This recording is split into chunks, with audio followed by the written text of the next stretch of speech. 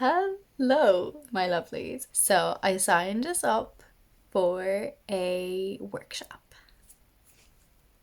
Our first workshop of the year. I'm so excited. It's a 3-day workshop in the college. It is going to be on performance art. And yes, I know I'm not a performance artist, but my tutor, when I was in my BA, always said that I used to perform the act of painting. So I've taken that on board and I feel like I'm doing it already. So I really wanted to learn how to do it like properly and know like the ideals behind it. So I signed us up. We're starting tomorrow. And how exciting is it that we're doing a workshop in the first month of the year? 2023 goals are fucking hitting. They're manifesting.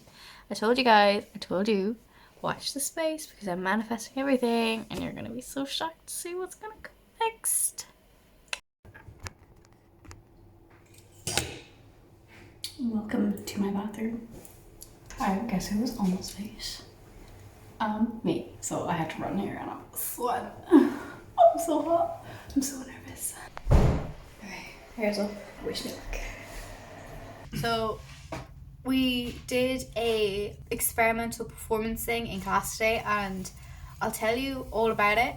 But first I want to make James do the experiment that I have already done today and see how he reacts to it.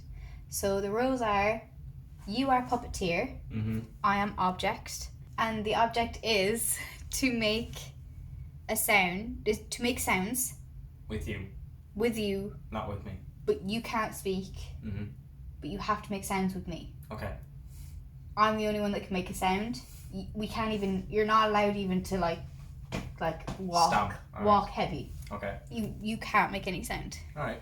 And you can do whatever you want. Okay. For me to make a sound. Okay. Yeah? Yeah. Good.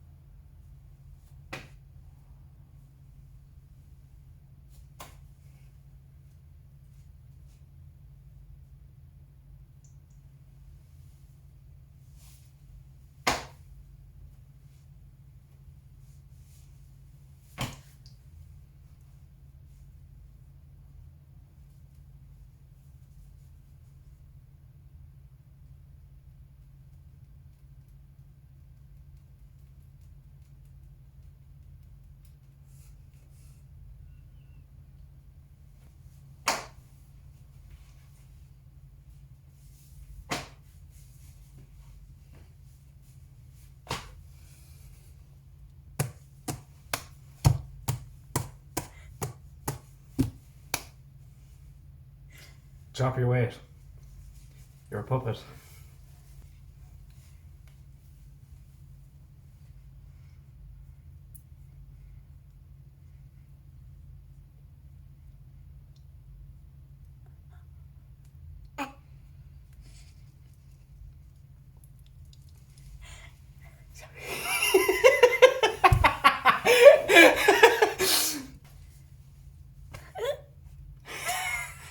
It's live! Okay. No, I did. No, you did very well. Did I actually? Yeah. Oh, So, thanks. I'm going to explain.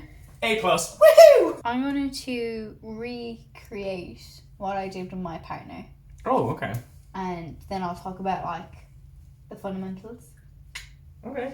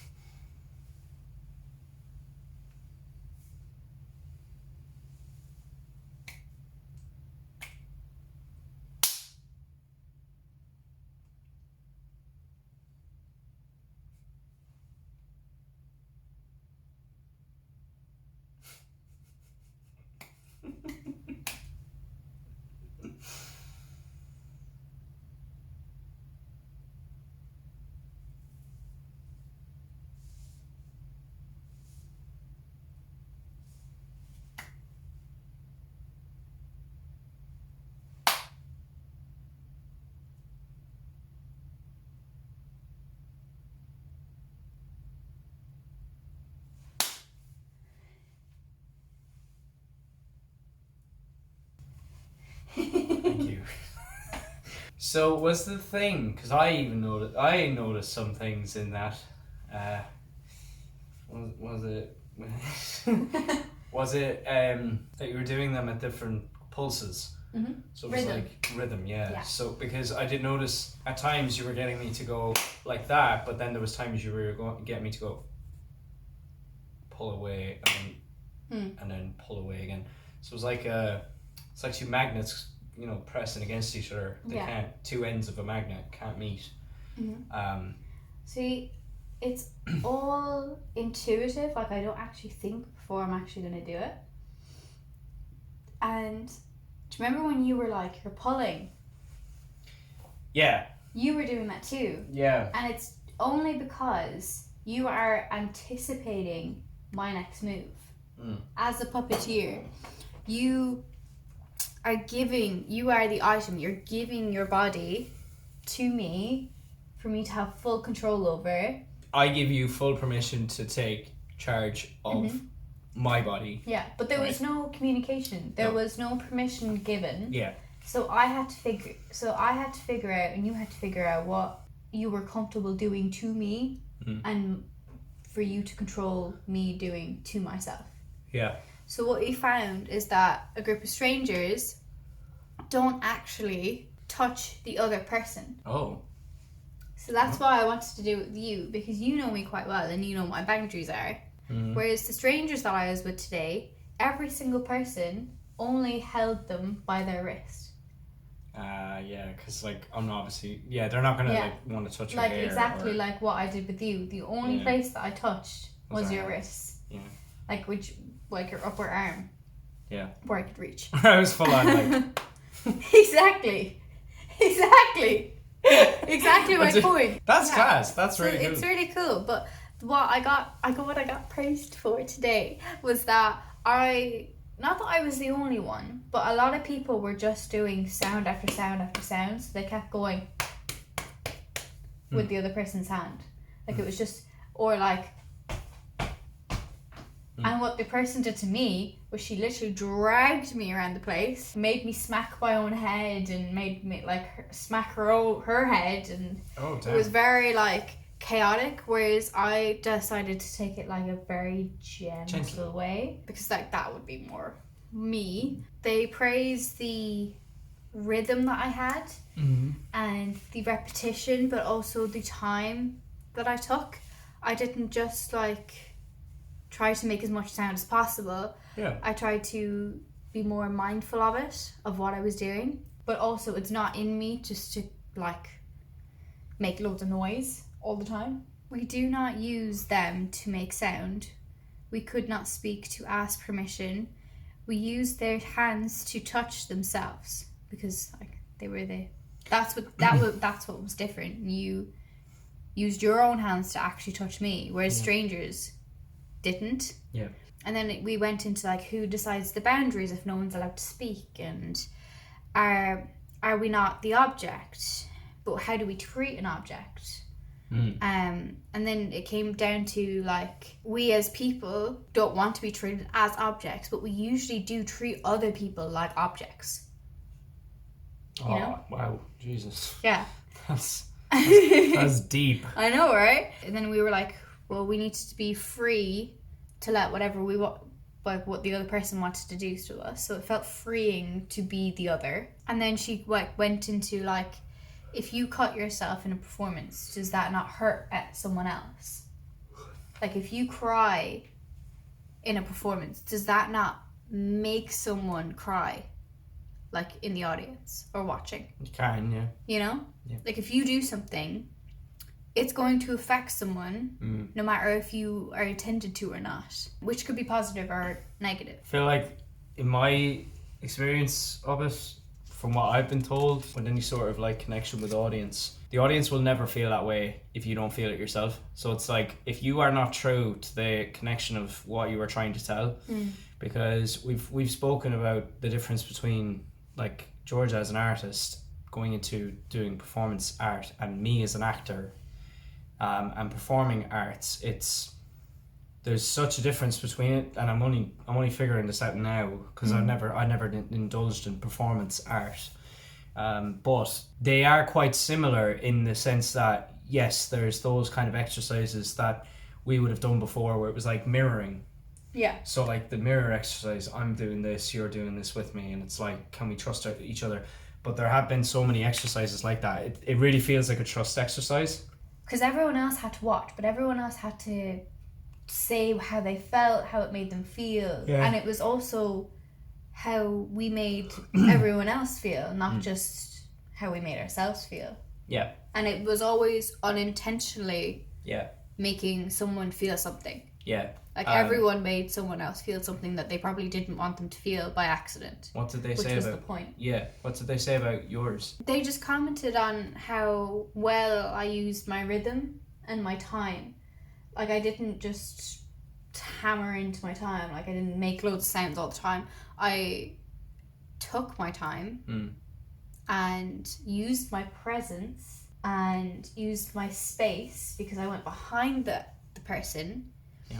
And use them to be the subject. Yeah. But use my time and rhythm as space. Where did my hat come from? That's Sorry. always in your hood. Did you not know? No. I'm a magician. No, that sounds class. Like, really interesting. Yeah. It's gonna sound. I was gonna say it sounds really interesting. Like you're gonna come back tomorrow now. We're gonna have another exercise. I'm really excited. Apparently we're doing meditation or something. Oh, cool. Nice. And we're using our objects. I've also changed my objects, by the way. Oh yeah? What did you change them to?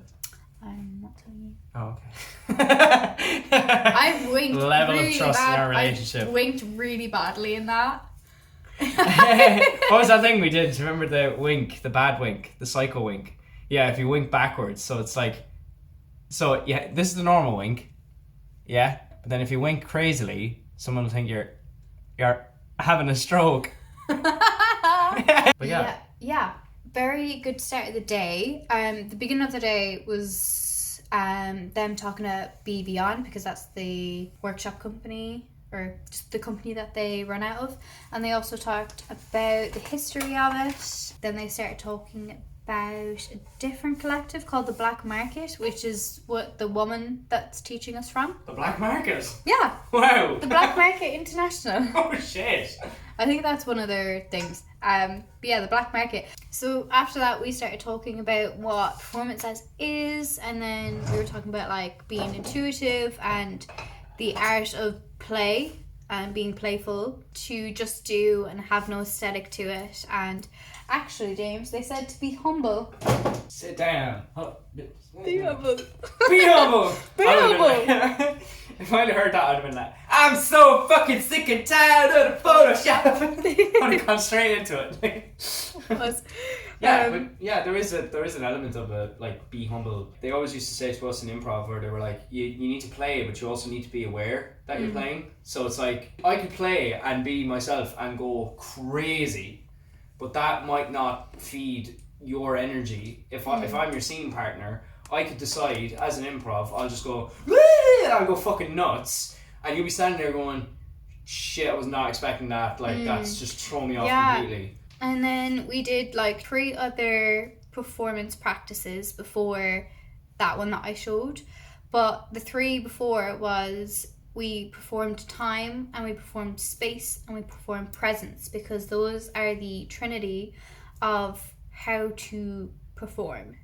So you need to know your space and how to use space and how much space you have and how much you're taking up, and the exact same thing for time, like how much time you have, playing with time, using time as a form. This is totally not different to anything I've said. Yeah. Or to anything that I've done. That's really cool though. It's class, yeah. It's so good. And then the end of the trinity is your presence. So like your embodiment is using your body, you're using your voice. That's your presence. Yeah. It was similar to what we had, and this was even going back as far as like the art centre. We had a thing about the 4 P's. Some people might know it as pace, pronunciation, projection, and presence.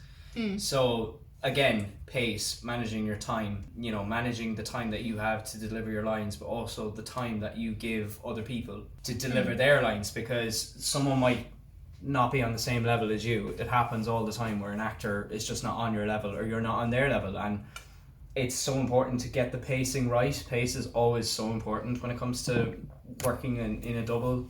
Even as a monologue, you know, you have to be careful of how much you speak, you know, before you, or how many beats you skip to deliver the next line, you know, because you have to know when the next delivery, or like if you're delivering a sort of what's known as a smack line in the theater, it's known as a smack line. It's basically like the line that it's like smack, wait for impact. That's what I did with you. Yeah.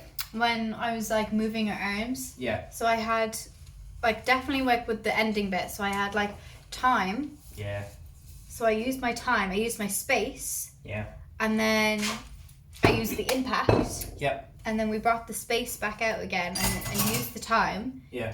And we had me present holding you. Yeah. And we had you present acting. Yeah. Our being the other. Being used. And trusting you to use my body. Yeah. To whatever way you wanted. Mm-hmm. Yeah. So yeah, it's so cool. Very lads. similar for so cool. actor and artist. We're gonna love them so much. And I'm so excited. And we're doing great. But good job, Georgia. thanks. Woo! So that's all that we've learned today. And I will leave this video here because it's quite long. And I will catch you in the next one for day 2. See you then. Love yous all. Ciao. Over and out. Bye. Bye.